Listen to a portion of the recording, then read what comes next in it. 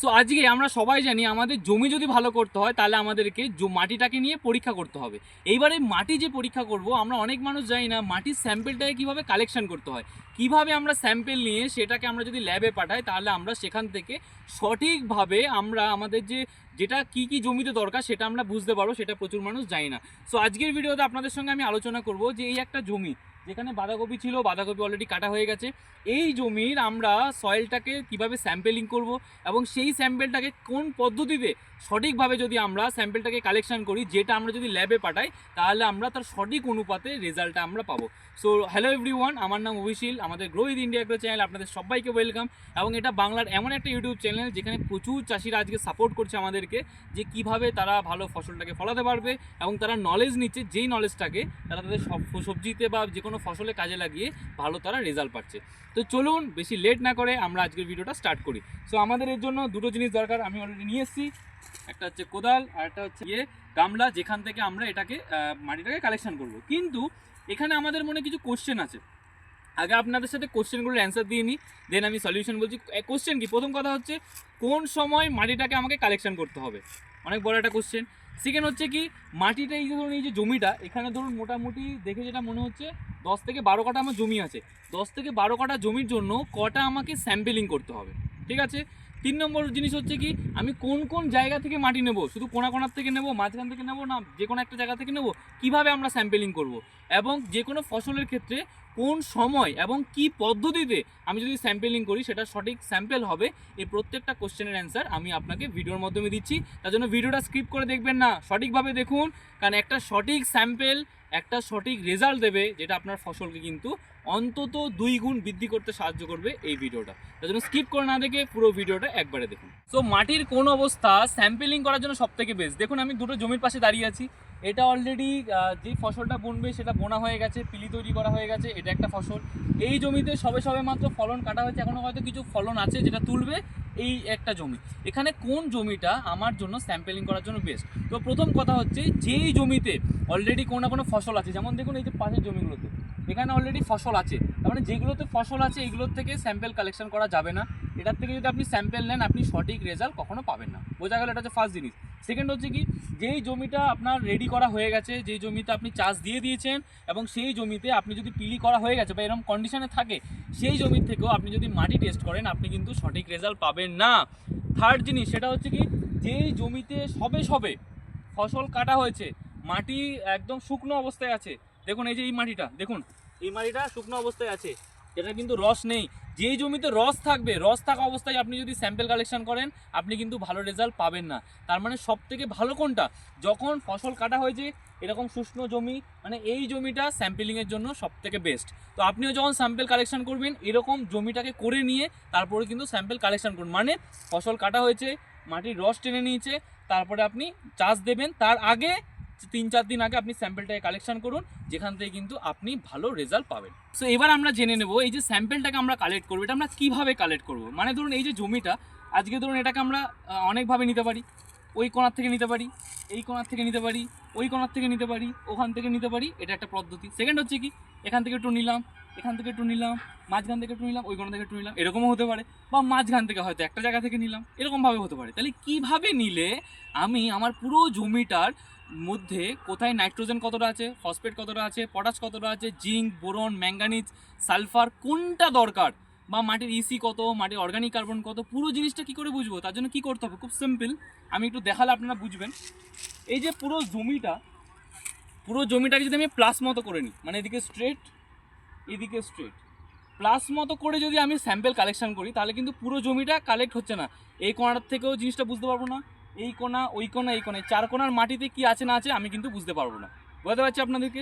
যদি আমি 4 কোণা থেকে নিই, এখান থেকে নিলাম, ওখান থেকে নিলাম, মিডিল থেকে নিলাম, ওই পাশ থেকে নিলাম, তাহলে এই দিকটা বুঝতে পারবো, কিন্তু যে গ্যাপগুলোতে কি আছে না আছে আমরা কিন্তু বুঝতে পারবো না। তার জন্য সঠিক মাত্রায় কি, সেটা হচ্ছে এই জমিটাকে আমি যদি একটা চৌকো শেপে নিয়ে নিই, এটাকে আমি জেড শেপে নেব। জেড মানে এখান থেকে এখান থেকে এখান থেকে এখান থেকে আবার এখান থেকে এখান থেকে এখান থেকে আবার এখান থেকে এখান থেকে এখান থেকে, মানে জেডভাবে আমি যদি পুরো জমিটার থেকে স্যাম্পেল কালেকশন করি তাহলে কিন্তু আমি ভালো রেজাল্ট পাবো। এবং একটা জমি থেকে অন্তত আমাদেরকে মিনিমাম 10টা স্যাম্পেল কালেক্ট করতে হবে। 10টা স্যাম্পেল কালেক্ট করে সেখান থেকে যখন আমরা স্যাম্পেলিংটাকে করব সেখান থেকে কিন্তু আমরা ভালো রেজাল্ট পাবো। যেমন একটু জুম করে আমি দেখাতে বলবো, আমি এখানে দেখিয়ে দিচ্ছি যে কীভাবে আমরা স্যাম্পেলিংটাকে করবো। ধরুন এটা আমার একটা জমি,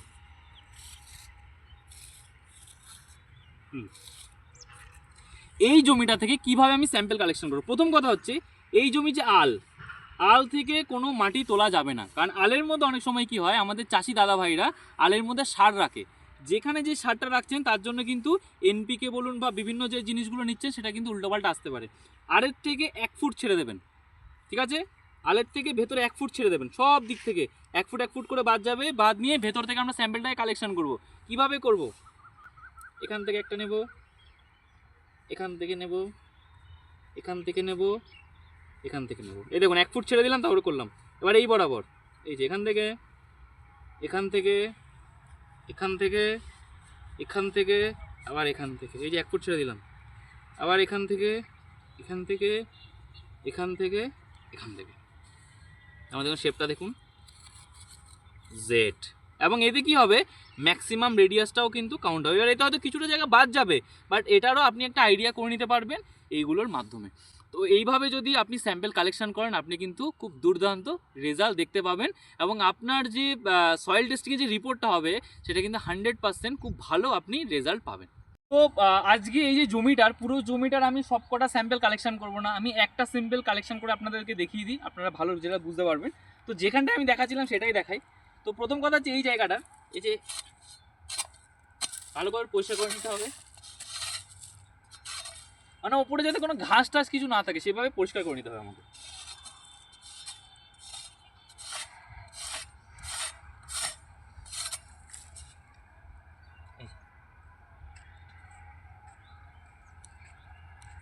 সো প্রথম কথা হচ্ছে মাটিটাকে স্যাম্পেল করার জন্য আমি জায়গাটাকে ভালোভাবে পরিষ্কার করে নিলাম। এইবার এই যে মাটিটাকে তুলবো কিভাবে, তোলার জন্য প্রথম কথা হচ্ছে আমরা যে কোদাল ব্যবহার করি, কোদাল দিয়ে তুলতে পারি। কিভাবে তুলবো, একটা এখানে একটা এখানে এরকম একদম না, শেপটা হবে ঠিক এরকম ভি শেপে। ভি শেপে আপনি যদি মাটিটাকে তোলেন তাহলে কিন্তু আপনার সয়েলটা খুব ভালো হবে। এবং এই ভি শেপের মধ্যে কী হবে, প্রত্যেকটা লেয়ার আসবে, ওপর থেকে তলার লেয়ারটা আসবে, যে লেয়ারের মাধ্যমে যখন ওই মাটিটাকে যখন স্যাম্পেলিং করা হবে তাহলে আপনি বুঝতে পারবেন এই লেয়ারের মধ্যে কোন অনুখাদ্যটা কম আছে কোনটা বেশি আছে। যেমন আমি দেখাই, যেমন এই জায়গাটায় পরিষ্কার হয়ে গেল, এই দেখুন এটা কোপ দিলাম কিভাবে, প্যাচরা হবে, বলবো একটু এদিকে আসতে, এদিকটা দেখানোর জন্য। এই দেখুন এটা এইভাবে দিলাম, এটা ট্যাচটা মারবো, এই দিকটা মারবো, যাতে কি হলে পুরোটা ভি শেপে ওঠে।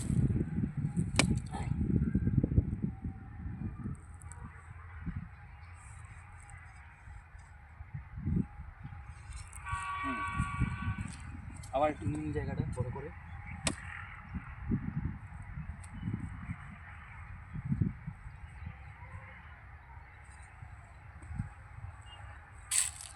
অ্যাকচুয়ালি মাটিটা এতটা ঝুরঝুরে তো স্যাম্পেলটা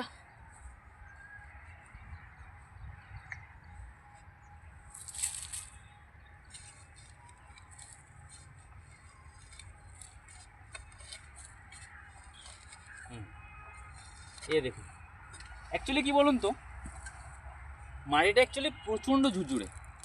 মাটিটা যদি টাইট থাকতো তাহলে এরকম দলা মতো আসতো, যেটা একদম ভি শেপে আসতো, যেটা একদম ভি শেপে আসতো। এবার এখান থেকে স্যাম্পেলটাকে কালেকশন করতে হবে। কীভাবে করব, আমি নেক্সট আরেকটা মাটিতে আপনাকে দেখিয়ে দিচ্ছি।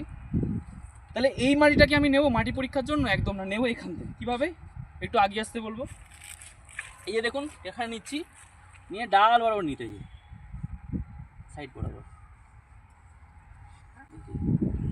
এটাকে কালেকশন করে নিলাম, বোঝাতে পারলাম। তার মানে এই যে উপর থেকে সাইড বরাবর সেটাকে আমি নিলাম। তাহলে কি হলো, এই লেয়ার এই লেয়ার এই লেয়ার ভেতরে লেয়ার, পুরো লেয়ারের মাটিটা আমি পেয়ে গেলাম, যেটা যখন মাটি পরীক্ষার মধ্যে করা হবে সেখানে কিন্তু আপনি অ্যাকুরেট বুঝতে পারবেন জমিতে নাইট্রোজেন কতটা আছে, ফসফেট কতটা আছে, পটাশ কতটা আছে, বোরন জিঙ্ক কোনটার কমতি আছে কোনটা বেশি আছে, টোটালটা কিন্তু আপনি বুঝতে পারবেন। এই জমি থেকে আমরা 10টা জায়গা থেকে স্যাম্পেল কালেক্ট করে নিয়েছি, এখানে মোটামুটি এত মাটি এসছে। আর এই যে মাটিটা দেখুন, এই যে দলা দলা আছে না, এর মধ্যে দেখুন অনেক ঘাসপালা অনেক কিছু আছে। তো আমরা যখন স্যাম্পলিংয়ে পাঠাবো এটাকে আমাদেরকে পরিষ্কার করতে হবে। আমরা যদি ক্লিন না করি তাহলে কিন্তু ভালো হবে না। এর জন্য আমি কী করলাম, যেহেতু মাঠে এসেছি আমার কাছে সেরকম কিছু নেই, আমি একটা কলা পাতা নিয়ে নিলাম, সুন্দর কলা পাতার মধ্যে এটাকে আমি ছড়িয়ে নিই। দেখুন এই গুঁড়ো করে নিতে হবে, এই যে ঘাসপালাগুলো বের করতে হবে। পুরো মালটাকে আমি ঢেলে নিই।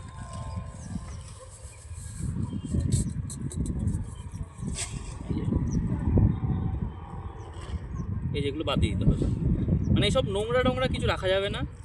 যতটা পরিষ্কার আমরা কালেকশন করতে পারবো ততটা ভালো। এবং তাছাড়া যখন এটাকে স্যাম্পলিং করা হবে না তখন ওটাকেও ক্লিন করে নেওয়া হয় ল্যাবে, বাট তারপরেও আমরা যতটা পরিষ্কার করতে পারবো ততটা ভালো। এই দেখুন এই মাটিটা একদম ঝুরঝুরে মাটি, বাট সব মাটি কিন্তু অ্যাকচুয়ালি এরকম হবে না।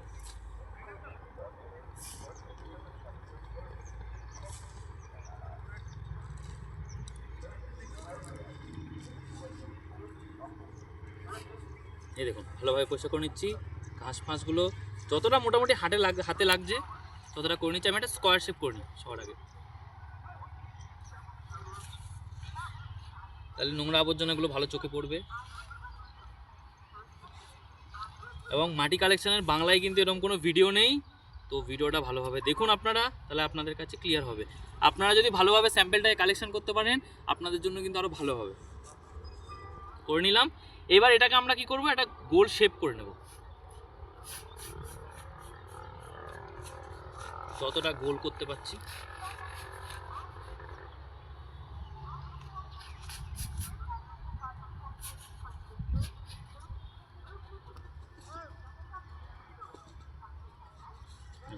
আইডিয়াতে একটা গোল মতো শেপ করে নিলাম। এবার এটাকে কি করব, আমি কাট করব। কিভাবে, এরকম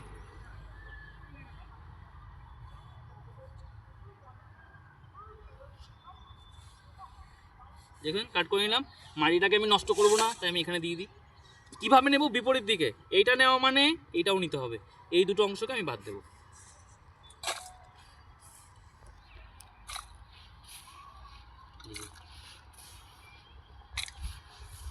এই অংশটাকে বাদ দিয়ে দিলাম, আবার সেম এই অংশটাকে বাদ দেবো।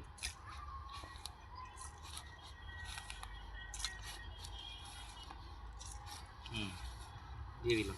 এবার এটাকে এই দুটোকে আবার ভালোভাবে মিশিয়ে নেব।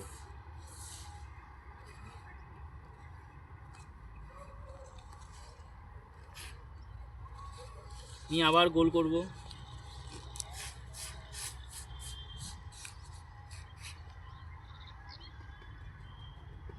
আবার কাটবো সেম। দেখুন এখানে একটা জিনিস দেখুন, গতবার এই পাশ দুপাশ থেকে নিয়েছিলাম, তো এবার এই দুটো পাশ থেকে নেব অপোজিট দিকে।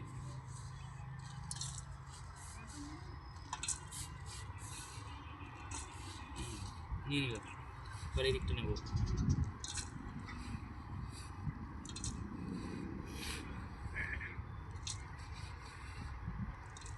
এবার এটাকে আবার মিশিয়ে নেব। যতক্ষণ মোটামুটি 400-500-র মধ্যে মাটি না আসছে ততক্ষণ মোটামুটি মেশাবো আমরা। এই দানাগুলোকে ফেলে দেবো।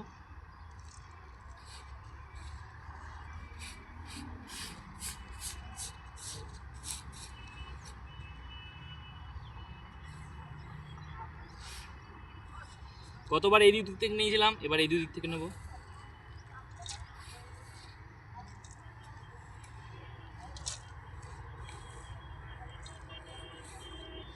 দেখুন এবার আস্তে আস্তে মাটিটা অনেকটা কমে গেছে।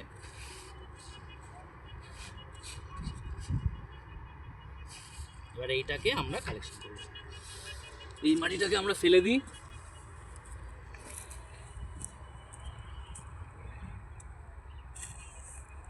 এবার কি হলো দেখুন, আমাদের কালেকশানের লাস্ট এইটুখানি সয়েল বাঁচলো। এবার এই সয়েলটাকে কি করব, এইটাকে আমরা কোনো মানে লোহার কোনো জিনিস বা সেরকম কিছুতে লাগাবো না। এইটাকে আমরা একটা প্লাস্টিকের মধ্যে, ভালো একটা প্লাস্টিক, এটা আমরা কালেকশান করব। এবং প্লাস্টিকের ওপরে একটা কাগজ দিয়ে দেবো, যে কাগজের মধ্যে আমরা লিখে দেবো যে চাষির নাম কি, তার বাড়ি কোথায়, তার যে মাঠটা, জমিটা কতটা জমি সেটা আমরা লিখবো। এই মাটিটা তোলার আগে কি ফসল ছিল, যেমন এটাতে বাঁধাকপি আছে, তাহলে কি লিখবো, আগের ফসল বাঁধাকপি। পরের বার এটাতে কি চাষ করা হবে সেই ফসলটার নামও নিচে আমি লিখে দেবো। আর যদি আপনার জমির দাগ নাম্বার বা কোনো খতিয়ান নাম্বার থাকে সেই নাম্বারটা আপনি দিয়ে দিতে পারেন, যাতে পরবর্তীকালে আপনার সুবিধা হয় যে কোথা থেকে কীভাবে কালেকশন করা হয়েছিল। এবং এই স্যাম্পেলটাকে যখন কোনো একটা ভালো জায়গাতে ভালো একটা ইনস্টিটিউটে যখন আপনি দেবেন, তখন সেখান থেকে তারা চেক করে বলে দেবে আপনার জমিতে কোনটা বেশি আছে বা কোনটা কম আছে। এবং সেই যে রিপোর্টটা আপনাকে দেবে সেখানে এটাও বলে দেবে ওই জমিতে কোন সারটা আপনাকে বেশি প্রয়োগ করতে হবে, কোনটা কম দিতে হবে। এইভাবেই যদি আপনি স্যাম্পেলিং করে যদি আপনি ফসলটাকে চাষ করেন, আপনি কিন্তু 100% ভালো ফসল পাবেন। আপনার জমিতে সারও কম লাগবে, স্প্রে বিষও কম লাগবে এবং আপনার জমিটাও ভালো থাকবে, আপনি ইনকামটাও ভালো করতে পারবেন। সো আশা করি আজকের ভিডিওতে আপনাদের সঙ্গে অনেক কিছু আলোচনা করলাম ডিটেলসে এবং আপনাদের ক্লিয়ার হলো জিনিসটা। সো এইভাবে আমাদের ভিডিওগুলোকে দেখুন, আমাদেরকে সাপোর্ট করুন, এবং যাতে এই ভিডিওগুলো আপনাদের উপকার হয় তার জন্য আমাদেরকে প্রচুর পরিমাণে সাপোর্ট করুন এবং ভিডিওগুলোকে শেয়ার করুন, যাতে আপনাদের আশেপাশের চাষিরাও কীভাবে স্যাম্পেলিং করতে হয় এবং কীভাবে মাটিটাকে নিয়ে একটা সয়েল টেস্টিং সেন্টারে পাঠাতে হয়, এটা যদি আপনারা শিখে নেন তাহলে কিন্তু আপনারা আপনাদের মাটিটাকে নিজেরাই সংগ্রহ করে আপনারা ল্যাবে পাঠাতে পারবেন। সেরকম দারুণ দারুণ ভিডিও দেখার জন্য অসংখ্য ধন্যবাদ এবং এই ইউটিউব চ্যানেলটাকে সাবস্ক্রাইব করে নিন যাতে এই ভিডিওগুলো আপনার থেকে মিস না হয়। তো চলুন আবার দেখা হবে কোনো একটা ভিডিওতে, যেখানে আরও দারুণ কিছু জিনিস নিয়ে আপনাদের সাথে আলোচনা করব। সো ভিডিওটা ভালো লাগলে ভিডিওটাকে লাইক করুন এবং এরকম টাইপের কী জিনিস আপনার জানা দরকার বা যেটা আপনি জানতে চান সেটা আপনি আমাকে কমেন্ট বক্সে জানান, তাহলে সেই রিলেটেড কন্টেন্ট আমি আপনাদেরকে দেবো। সো আবার দেখা হচ্ছে আপনাদের সঙ্গে পরের ভিডিওতে আবার একটা দারুণ টপিক নিয়ে। ততক্ষণ ভালো থাকবেন, সুস্থ থাকবেন।